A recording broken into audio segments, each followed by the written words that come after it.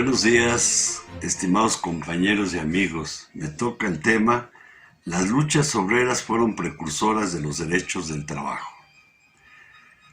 Las mejores constituciones de México de 1824, 1857 y 1917 surgieron de las históricas luchas de independencia, reforma y de la revolución, no al revés.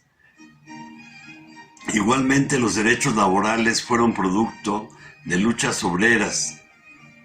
El derecho de huelga, que se forja en el artículo 123 constitucional de 1917, se debió a las luchas de Cananea de 1906 y Río Blanco 1907. La historia no transcurre de modo lineal, ya que también retrocede como fue durante los 34 años de la dictadura de Porfirio Díaz, que impidió todas las libertades ciudadanas, los sindicatos y las huelgas. El artículo 123 de la Constitución de 1917, vanguardia en su tiempo en el mundo, debe su aplicación y cumplimiento a las huelgas generales de Monterrey de 1918, ya que los patrones se negaban a cumplir la Constitución. La Ley Federal del Trabajo, nacida en 1931, surge de la crisis de 1929 y las huelgas ferroviarias de 1926. Esa ley de 1931 integró en una sola lo que antes eran varias leyes, cada una de los estados del país. Los grandes sindicatos nacionales y los contratos colectivos a su vez surgieron de las luchas obreras. El ferroviario se forma en 1933, el minero en 1934, el petrolero en 1935 y el contrato colectivo del ESME en 1936, el mejor que tuvo. La unidad obrera la forjaron las huelgas de 1935 y el Comité Nacional de Defensa Proletaria. Así nació la CTM en 1936. Aquella CTM, por cierto, la que sí hacía huelgas y apoyaba a otros sindicatos.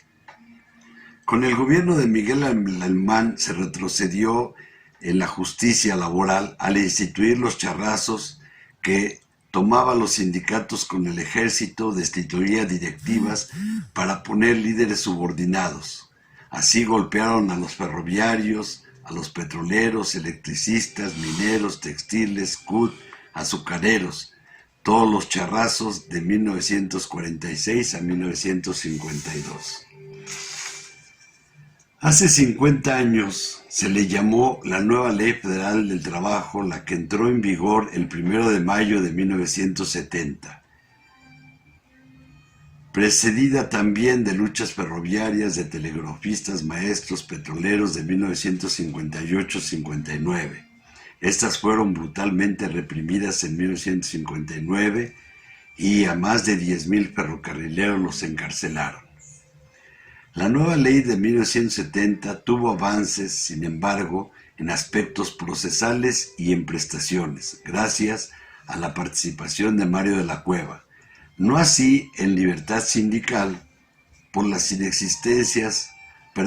intervención oficial en los registros de los sindicatos, ni en las huelgas por las inexistencias, requisa y delito de motín aplicados en contra de ellas.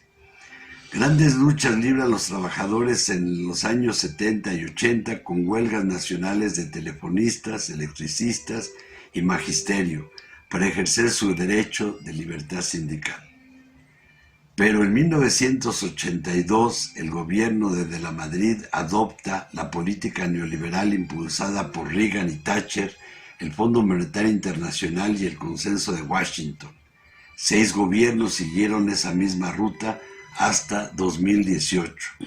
A su paso destrozaron derechos, conquistas laborales. Alteraron los contratos colectivos de trabajo y los volvieron de protección patronal. Impusieron la regresiva reforma laboral de 2012, entre otras medidas, e intentaron el proyecto de reforma del PRI, CTM y CROC de diciembre de 2017, el peor de la historia. Al llegar al siglo XXI, los grandes sindicatos y centrales ya no realizan huelgas, salvo el sindicato minero. Casi todos aceptan el tope salarial, menos el minero. Pocos sindicatos luchan en los recuentos por la titularidad de un contrato colectivo como el minero. Este sindicato nunca agachó la cabeza ante el neoliberalismo, los patrones y los partidos. Gracias.